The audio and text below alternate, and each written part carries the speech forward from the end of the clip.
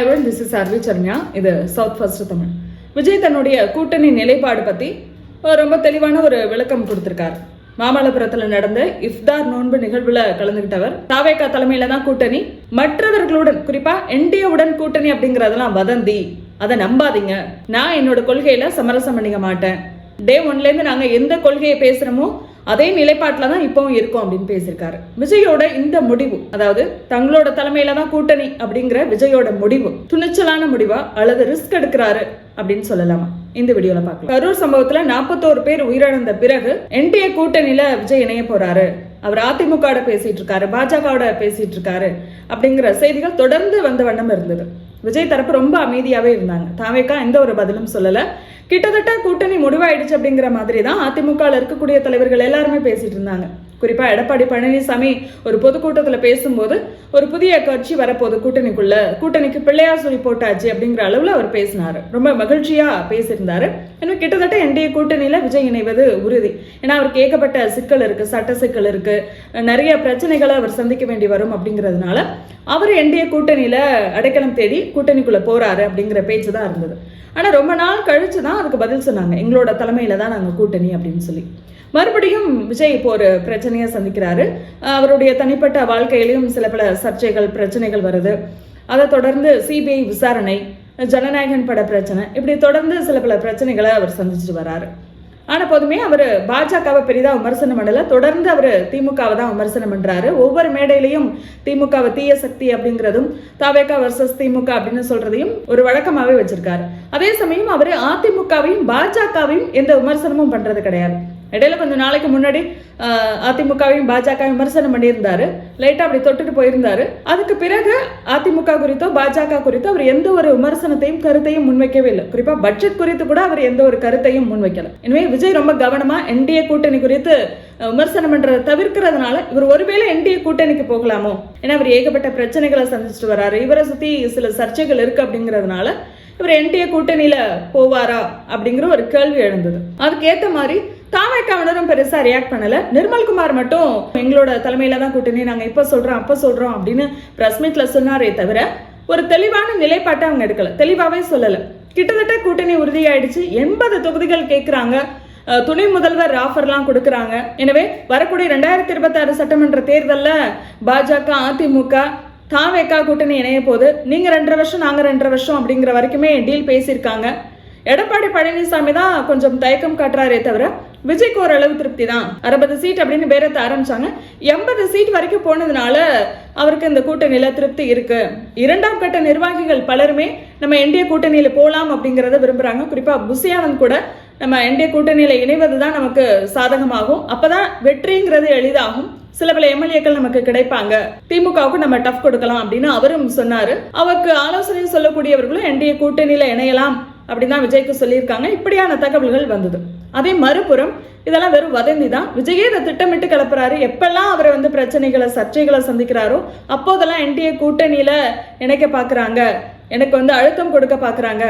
ஆனாலும் நான் என்டிஏல இணையல, நான் பாஜகவுக்கு எதிரான அரசியலை தான் பண்றேன். திமுக எப்படி இங்க பாஜகவுக்கு எதிரான தீவிரமான அரசியலை கையில் எடுத்திருக்கோ அதே போல ஒரு அரசியலை தான் நான் கையில் எடுத்திருக்கேன் அப்படின்னு டைவர்ட் பண்றதுக்காகவே இப்படி ஒரு வதந்தியை திட்டமிட்டு விஜய் தரப்பு கிளப்புது. இப்படியான விஷயங்களும் கூடவே பேசப்பட்டு வந்தது. இது எப்படியோ விஜய் தரப்புல இருந்து எப்போ இந்த கூட்டணி குறித்து தெளிவான ஒரு நிலைப்பாட்டை அறிவிக்க போறாங்க அப்படிங்கிற ஒரு எதிர்பார்ப்பு இருந்தது. ஏன்னா அதிமுகவை பொறுத்த வரைக்கும் எடப்பாடி பழனிசாமி ஒரு தடவைக்கு 3 தடவை சொல்லிட்டாரு பிரஸ் மீட்ல, நாங்க தாவேகாவோட கூட்டணி பேசவே இல்லை அப்படின்னு.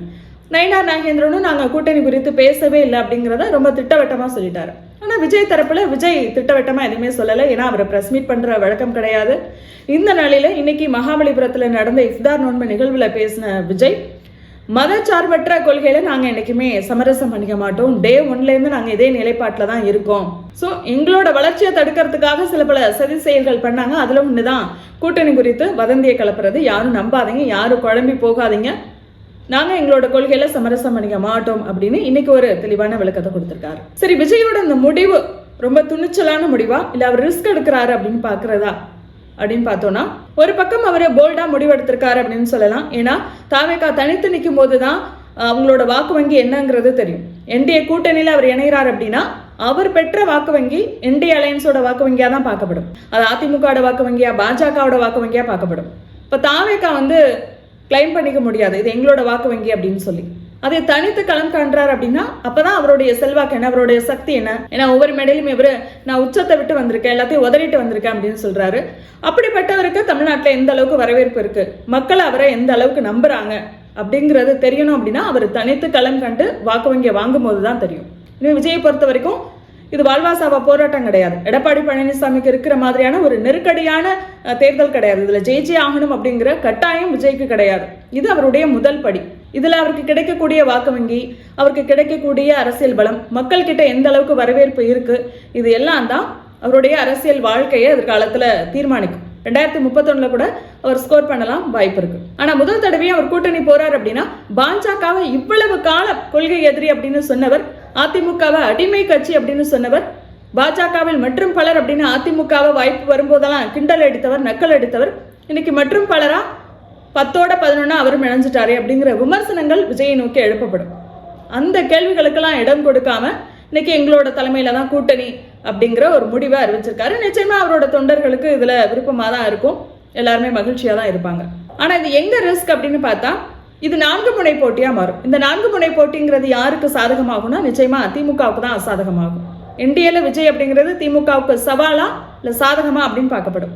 அதே சமயம் இவர் தனித்து களம் காண்றாரு, இவரோட தலைமையில ஒரு அணியா இவர் போட்டி போடுறாரு அப்படின்னா நிச்சயமா அது திமுகவுக்கு சாதகமான ஒரு விஷயமா தான் பார்க்கப்படும். அடுத்ததான் இவர் ஒவ்வொரு மேடையிலையும் திமுக வர்சஸ் தாவேகா அப்படின்னு சொல்லிட்டு இருக்காரு. எனவே அதை இவர் உறுதி பண்ணுவாரா அப்படிங்கிற ஒரு கேள்வி இருக்கு. ஏன்னா இன்னமுமே விஜயை பொறுத்த வரைக்கும் அதிமுகவை தாண்டி வளர்ந்துட்டாரு, அதிமுகவை தாண்டி இவரால் ஸ்கோர் பண்ண முடியும் அப்படின்னு சொல்ற அளவுக்கு கட்சியிலையும் கட்டமைப்பு கிடையாது, அந்த அளவுக்கான அரசியலையும் விஜய் தீவிரப்படுத்தல. தாவேகால மக்களுக்கு தெரிந்த ஒரு முகம், அறிமுகமான ஒரு முகம்னா விஜய் மட்டும்தான். 2ஆம் கட்ட நிர்வாகிகளை ஒரு சில பேர் மட்டும்தான் தெரியும். ஆனா அவங்களாலையும் அவங்க நிற்கக்கூடிய தொகுதியில ஜெயிக்க முடியுமா அப்படிங்கறதெல்லாம் ஒரு கேள்விதான். எந்த அளவுக்கு அவங்க ஃபீல்ட் ஒர்க் பண்ணியிருக்காங்க அப்படிங்கறதெல்லாம் ஒரு கேள்விதான். அப்படி இருக்கும்போது 234 தொகுதியிலையும் இவர் வேட்பாளரை நிறுத்தணும். இவர் முதல் மாநாட்டிலேயே ஆட்சியில பங்கு, அதிகாரத்துல பங்கு அப்படின்னு ஆஃபர்லாம் அள்ளி வீசினாரு. இவர் நம்பின கட்சிகள் யாருமே போல, குறிப்பா விசிகா போல, காங்கிரஸ் பெரிய போராட்டத்துக்கு பிறகு திமுகவோட இணைஞ்சிட்டாங்க. தாவேகாவை ஒரு கருவியா பயன்படுத்தி 28 சட்டமன்ற தொகுதிகள் வாங்கி திமுகவோட அவங்க கைகோர்த்துட்டாங்க. இதுலயே தாவேகாவுக்கு ஒரு பெரிய அதிருப்தி இருக்கலாம். கட்சியில அடிப்படை கட்டமைப்பே சரி பண்ணாம இவரால தனித்து களம் கண்டார் அப்படின்னா இவர் நினைக்கக்கூடிய 20%, 25% வாக்கு வங்கியை இவரால் பெற முடியுமா அப்படிங்கிற ஒரு கேள்வி இருக்கு. ஏன்னா அந்த அளவுக்கான ஒரு பெரிய எதிர்பார்ப்பை அவர் ஏற்படுத்தியிருக்காரு. இன்னும் இவரால் திமுக அதிமுகவுக்கு இணையா ஈடு கொடுக்க முடியுமா அப்படிங்கிற ஒரு கேள்வியும் இருக்கு. பெரிய எதிர்பார்ப்பை ஏற்படுத்தியிருக்கக்கூடிய விஜய் நாளைக்கு ரிசல்ட் வரும்போது 10%, 12% வாக்கு வங்கி வாங்கினாலும் கூட அது எதிர்பார்ப்புக்கு ஏற்ற வாக்கு வங்கியா இருக்காது. விஜயகாந்த் கட்சி ஆரம்பிக்கும் போது முதல் தேர்தலில் 8% வாக்கு வங்கி வாங்கியிருந்தாரு. அது அப்போ பெருசா பேசப்பட்டது. ஏன்னா அந்த அளவுக்கு எதிர்பார்ப்பு விஜயகாந்த் மேல இல்லை. அதுக்கப்புறமா கமல்ஹாசன் ஆரம்பிக்கும் போது ஏறக்குறைய 3% வாக்கு வங்கி வாங்கியிருந்தாரு. அது எல்லாரும் எதிர்பார்த்ததான். கமல்ஹாசனுக்கு அவ்வளவுதான் இருக்கும் அப்படிங்கிறதும் எதிர்பார்த்த ஒண்ணுதான். அவரும் தன்னோட அரசியலுக்கு பெரிய ஹைப் கொடுக்கல. ஆனா விஜயை பொறுத்த வரைக்கும் படத்துல எந்த அளவுக்கு ஒரு மாஸ் காட்டுறாரோ அதே அளவுக்கு தான் அரசியலையும் அவங்க காட்டிட்டு வராங்க. மக்கள் எதிர்பார்க்கக்கூடிய, அவருடைய ரசிகர்கள் எதிர்பார்க்கக்கூடிய, அவங்க எதிர்பார்ப்பை ஏற்படுத்திருக்கக்கூடிய அந்த வாக்கு வங்கி அவங்களால ரீச் பண்ண முடியுமா, 20%, 25% அப்படிங்கறத அவங்களால ரீச் பண்ண முடியுமா அப்படிங்கிறது ஒரு கேள்வியா இருக்கு. ஏன்னா எந்த அலையன்ஸும் இல்லாம தங்களோட தலைமையில தான் கூட்டணி அப்படின்னு சொல்றாங்க. திமுக ஒரு பெரிய கூட்டணி அமைச்சிருக்கு. அதுக்கு அடுத்ததான் அதிமுகவும் ஒரு பெரிய கூட்டணி பலத்தோட இருக்கு. தாவேகாவை பொறுத்த வரைக்கும் சிறிய சிறிய கட்சிகள் கூட இப்போ கூட்டணி சேருமா அப்படிங்கிறது ஒரு கேள்வியா இருக்கு. அப்படி எந்த கட்சிகளுமே இல்லை. இருக்கக்கூடிய கட்சிகள் எல்லாமே திமுக அதிமுகவுக்கு போயிட்டாங்க. அப்படி இருக்கும்போது இவருக்காக இவருடைய ரசிகர்கள் மட்டுமே ஓட் பண்ணாங்க அப்படின்னா விஜயால ஒரு பெரிய அரசியல் மாற்றத்தை கொண்டு வர முடியுமா அப்படிங்கிற ஒரு கேள்வி இருக்கு. எனவே விஜயோட ரசிகர்களையும் தாண்டி நடுநிலை வாக்காளர்கள், அரசியல் மாற்றத்தை விரும்பக்கூடியவர்கள் உண்மையிலேயே விஜய் அரசியலை விரும்புறாங்களா, விஜயை நோக்கி அவங்க போறாங்களா, விஜய்க்கு வாக்களிக்கணும் அப்படிங்கிற நம்பிக்கையை தாவேகா கொடுக்குதா அப்படிங்கிறத பொறுத்து தான் விஜயோட அந்த முடிவு அவருக்கு நல்லதா இல்லை அவசரப்பட்டுட்டாரா அப்படிங்கிறத சொல்லும். எனவே இது குறித்து உங்களுடைய கருத்து என்ன அப்படிங்கிறத கமெண்ட்ல பதிவு பண்ணுங்க.